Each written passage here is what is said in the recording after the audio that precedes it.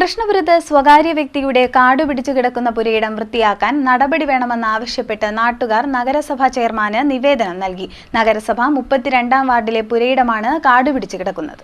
കായംകുളം നഗരസഭ 32-ാം വാർഡിലാണ് സ്വകാര്യ വ്യക്തിയുടെ ഉടമസ്ഥതയിലുള്ള പുരയിടം ശുചീകരിക്കണമെന്ന് ആവശ്യപ്പെട്ടുകൊണ്ട് നാട്ടുകാർ നഗരസഭാ ചെയർമാന് പരാതി നൽകിയിരിക്കുന്നത്. പ്രദേശത്തെ കല്ലുകണ്ടത്തിൽ പുരയിടത്തിലാണ് ശുചീകരണ പ്രവർത്തനം നടത്തണമെന്ന ആവശ്യം നാട്ടുകാർ ഉന്നയിച്ചിരിക്കുന്നത്.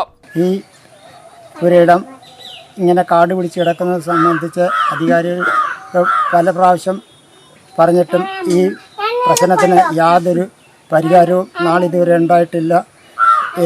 നിത്യേന ഇഴയേന്തിക്കൊണ്ട് ശല്യം കാരണം പുറത്തോട്ട് ഇറങ്ങാൻ പറ്റാത്ത സാഹചര്യമാണ്. കൂടാതെ എൻ്റെ ഭാര്യയാണെന്നവരിൽ ഒരു കിടപ്പ് രോഗിയാണ്. ആയതിനാൽ ഇതിന് കായംകുളം നഗരസഭയുടെ ഭരണസമിതിയുടെ നേതൃത്വത്തിൽ ശാശ്വതമായ പരിഹാരം എത്രയും പെട്ടെന്ന് ഉണ്ടാകണമെന്ന് അപേക്ഷിച്ചുകൊള്ളുന്നു. ഈ പറമ്പ് ഒത്തിരി വർഷം കൊണ്ട് ഇങ്ങനെ കിടക്കുക. ഇതുവരെയും വൃത്തിയാക്കില്ല. ഒത്തിരി പ്രാവശ്യം തേങ്ങ ഇടാനൊക്കെ വരുമ്പോൾ എല്ലാം ഞാൻ പറയും വൃത്തിയാക്കാൻ. ഇതുവരെ വൃത്തിയാക്കിയിട്ടില്ല. ഒരാഴ്ച 2 പാമ്പിനെയോളം ഞങ്ങൾ കൊല്ലും. അതുപോലെ അവിടെയൊക്കെ ഭയങ്കര ചീറ്റില്ല. മുറ്റത്തിറങ്ങാനേ വയ്യ. ഈ വഴിയാണ് ഞങ്ങൾ ഇതിന് വഴി കൂടെ പോകുന്നത്. ഭയങ്കര വിഷമം അതൊക്കെ. അതുപോലെ അവിടെ ഒരു പൈപ്പ് വെട്ടി കിടക്കുക. ഞങ്ങളുടെ അപ്പുറത്താക്കേണ്ട പെരയൊക്കെ കണ്ടില്ലേ, ഉള്ള മരങ്ങളെല്ലാം അങ്ങോട്ടാക്കി അവിടെ എല്ലാം അങ്ങ് പാമ്പും ചേരയും ഭയങ്കര ചീറ്റലൊക്കെ. തെങ്ങ വരെ കയറുന്നത് പാമ്പ്. ഭയങ്കര വിഷമമാണ് അതൊക്കെ. ഒരു പട്ടി കിടക്കുന്ന പട്ടിയെ വരെ പേടിയാണ്. പട്ടിയെ വല്ലതും കടിക്കുമോന്നൊക്കെ ഉള്ള. ഈ പറമ്പ് എങ്ങനെയാലും അത് ശരിയാക്കി തരണം. ഭയങ്കര കാടാട്ടെല്ലാം കിടക്കുമോ. ഇതിൻ്റെ ദൈവം എന്തുവാ ഇതൊക്കെ കാണുന്നത്. ലോകത്തിനുപോലെ ഒന്നുമില്ല.